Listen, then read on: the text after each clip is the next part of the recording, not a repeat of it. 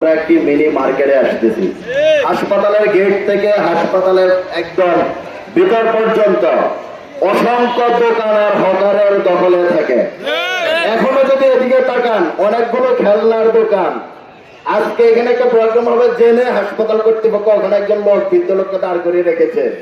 আগামীকালকে আসেন, আর গতকালকে যারা এসেছিলেন তারা অবশ্যই জানেন এখানে অন্তত 50টা দোকান বসে। এইসব দোকান কারা বসে আর এইসব দোকান থেকে কারা টাকা উত্তোলন করে? দ্বিতীয়ত হচ্ছে, এই হাসপাতালে একটা বালিশ পাইতে হলে 200 থেকে 300 টাকা দিতে হয় ওয়ার্ড বয়কে। একটা বিছানার চাদর পেতে হলে 200-300 টাকা দিতে হয়।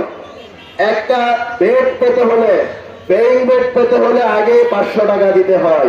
একটা ফ্রি বেড পেতে হলে আগে 300-400 টাকা দিতে হয়। তাছাড়া এখানে একটা বিছানার চাদর, একটা বালিশ, একটা বেড পাওয়া যায় না। যদি খাবারের মানের কথা বলেন, সেটি কোনো অসুস্থ মানুষ তো দূরের কথা, বন্য প্রাণীও খাবে না। খাবারের যে অবস্থা আপনারা দেখবেন, সেই খাবারগুলো যাদেরকে দেওয়ার কথা তালিকাভুক্ত রোগীরা অনেক সময় পায় না, বঞ্চিত হয়। কিন্তু যারা হাতের ভিতরে 20 টাকা 50 টাকা দিয়ে দেয়, 100 টাকা দেয়, তাদেরকে ডবল খাবারও দেওয়া হয়। এইখানে টাকা ছাড়া কোনো সেবাই পাওয়া যায় না। প্রাইভেট হাসপাতালের চেয়ে এখানে অনেক বেশি টাকা খরচ করতে হয়।